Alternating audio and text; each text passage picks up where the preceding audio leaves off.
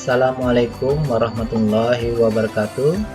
Kembali kita belajar pendidikan agama Islam dan budi pekerti dengan tema Ayo Membayar Zakat. Apa itu zakat?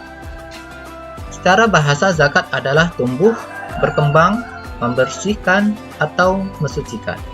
Secara syariat, zakat adalah kewajiban pada harta untuk diberikan kepada kelompok tertentu dalam waktu tertentu. Adapun landasan hukum zakat, yakni dalam Al-Quran surah An-Nisa ayat 77 yang berbunyi wa aqimus sholata wa atuz zakata. Artinya, dirikanlah sholat, sembahyang, dan tunaikanlah zakat.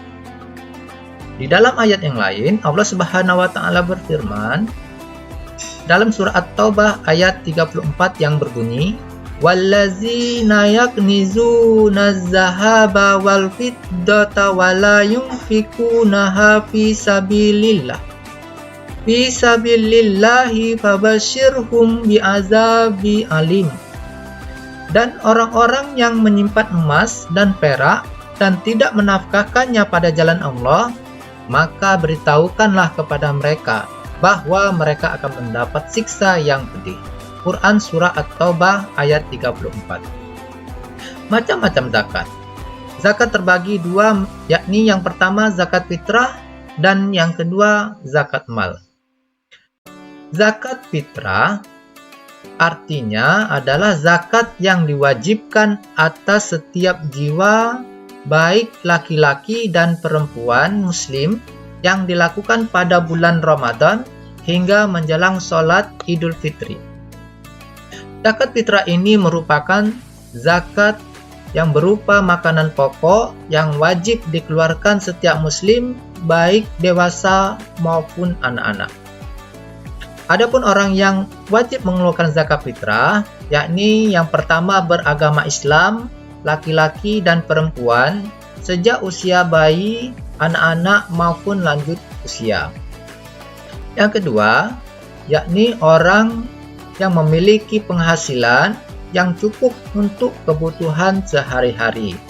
Adapun yang ketiga, yakni orang itu masih hidup sampai akhir Ramadan. Nabi Muhammad SAW bersabda, diwajibkan zakat fitrah pada bulan Ramadan kepada orang yang merdeka, hamba sahaya, laki-laki, perempuan dari kaum muslimin. Hadis riwayat Bukhari dan Muslim. Rukun zakat fitrah. Adapun rukun zakat fitrah yang perlu kamu ketahui adalah yang pertama niat. Yang kedua, ada muzaki atau orang yang berzakat fitrah. Yang ketiga, ada mustahik atau orang yang menerima zakat fitrah. Yang keempat, ada harta yang untuk berzakat. 2. Zakat mal. Zakat mal disebut juga dengan zakat harta, yaitu mengeluarkan sebagian harta kekayaan yang kita miliki apabila telah mencapai nisab 1 tahun.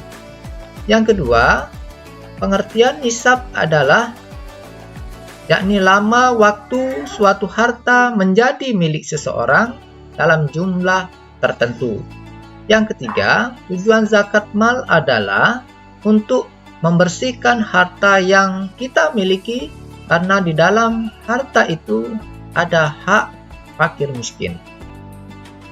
Syarat wajib zakat mal. Adapun syarat-syarat zakat mal adalah yang pertama, pemilik harta adalah orang yang beragama Islam. Yang kedua, pemilik harta telah baligh dan berakal sehat. Yang ketiga, harta tersebut termasuk jenis harta-harta yang wajib dizakati. Dan yang ketiga, harta tersebut telah mencapai 1 tahun. Dan yang kelima, harta tersebut adalah milik kita sendiri. Jenis harta yang bisa dizakati. Yang pertama, perhiasan emas dan perak yang disimpan. Yang kedua, uang simpanan yang telah mencapai 1 tahun. Yang ketiga, harta atau uang yang diperoleh dari usaha berdagang atau bekerja. Yang keempat, hasil pertanian, misalnya padi dan palawija. Yang kelima, binatang ternak, misalnya kambing, sapi, atau kerbau.